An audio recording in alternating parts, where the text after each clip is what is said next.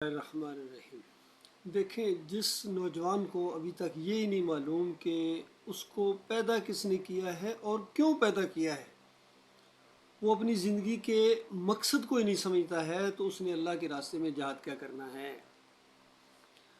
آج ایک گبرو نوجوان سے بات ہوئی، یقین کیجئے جیسی گفتگو شروع ہوئی تو بہت ہی عزت اور احترام کے ساتھ اس نے اپنی کرسی پر مجھے بٹھایا، خود سائڈ پر بیٹھ گیا اور کہتا ہے جی آج کچھ دینی گفتگو سننے کا دل کر رہا ہے۔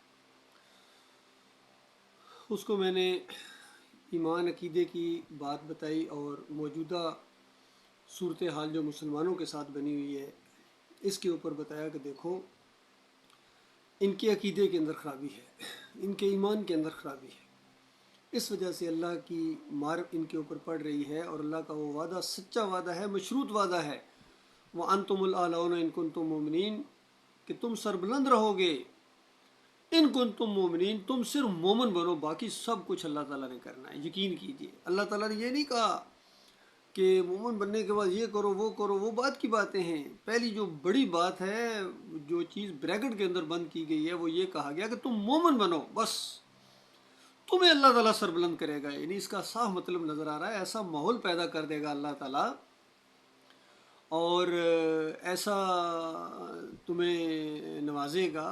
اس کی پھر تفصیل آئی ہے، تمہاری قوت کے اندر اضافہ کرے گا، تمہاری مین پاور کے اندر اضافہ کرے گا، تمہارے اوپر آسمان سے برکتوں کی بارش برسائے گا اور تمہیں اقتدار بخشے گا۔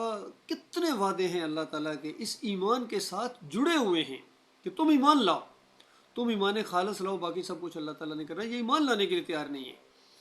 اور پھر اس کے بعد جب بات تھوڑی اور آگے بڑھی تو کہنے لگا کہ آپ کو پتہ ہے یہ کائنات کیوں بنی ہے؟ میں کہ آپ ارشاد فرمائیں۔ کہتا ہے یہ نبی علیہ السلام کی وجہ سے بنی ہے، جن کے وسیلے سے ہم کھاتے ہیں، اندازہ لگائیے۔ وہ اللہ کے بندو، یہ شرک ہے، یہ عقیدہ قرآن کا انکار ہے۔ مالک فرماتا ہے وَمَا خَلَقْتُ الْجِنَّ وَالْإِنسَ إِلَّا لِيَعْبُدُونِ، میں نے جنوں اور انسانوں کو صرف اپنی بندگی کے لیے پیدا کیا ہے کہ صرف میرے بندے بنو۔ تمام انبیاء نے اسی چیز کی دعوت دی ہے، وہ سارے اللہ کے بندے تھے، عبدہ و رسولہ، کوئی بھی اللہ کا بیٹا نہیں تھا، کوئی بھی اللہ کی ذات کا ٹکڑا نہیں ہے۔ یہ سارے بعد والے لوگوں نے ان کو اللہ کے ساتھ شریک ٹھہرائے ہیں، اور پھر اللہ کا غضب ٹوٹا ہے اس قوم کے اوپر، اس شرک کی وجہ سے، اس کفر کی وجہ سے، نافرمانی کی وجہ سے۔ اسی وجہ سے ان کے اندر ایمان کی وہ روح نکل گئی ہے، وہن کی بیماری ان کو لگ گئی ہے۔ وہن کی بیماری کہتے ہیں جو اللہ کے راستے میں جان دینے سے کرائیت اور حب دنیا، دنیا ان کے اوپر چھا گئی ہے، دنیا کے متوالے بن گئے ہیں، یہ دنیا کی طرف جھک پڑے ہیں۔ یہ کیا جھکیں گے؟ ان کی علماء جھک پڑے ہیں دنیا کی طرف۔ طاہر القادری کو دیکھو، طارق جمیل کو دیکھو، جیلم والے مرزا صاحب کو دیکھو، تقی عثمانی کو دیکھو، سارے فضل الرحمان کو دیکھو، سب سے زیادہ دنیا کی طرف، دنیا اور عقیدے کے اندر خرابی۔ قبروں کے یہ پجاری ہیں، عرس اور میلے کرنے والے، واسطے وسیلے کے ساتھ اللہ کو پکارنے والے، تو یہ قبروں کو پوجنے والے، مزار بنانے والے، گنبد کے پجاری، یہ اللہ کے راستے میں کیا لڑیں گے؟ اور اللہ کو کیا ضرورت پڑی ان کو کہے میرے راستے میں لڑو؟ تم اللہ کے راستے پر ہو ہی نہیں، تم اللہ کے راستے پر لڑو گے کیسے؟ اسی وجہ سے تمہیں دنیا میں اللہ تعالیٰ ایسی قوم سے پٹوا رہا ہے جن کے اوپر اللہ تعالیٰ نے لعنت بھیجی ہے نبی علیہ السلام کی زبان سے۔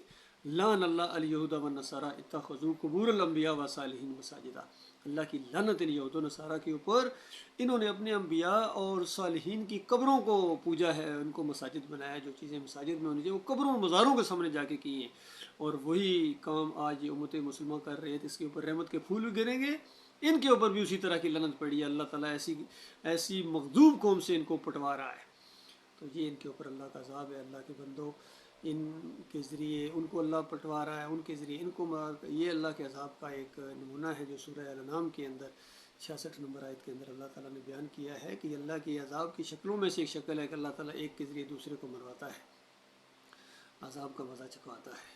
آج بھی اگر سچی توبہ نہیں کرو گے تو تمہارے ان ملکوں کے اندر بھی یہی کچھ ہونے والا ہے جو آج فلسطین کے اندر ہو رہا ہے، کشمیر کے اندر ہو رہا ہے۔ اس لیے اللہ معافی مانگو اپنے مالک اور خالق سے، توبہ کرو، ایمان خالص کی طرف پلٹو اللہ کے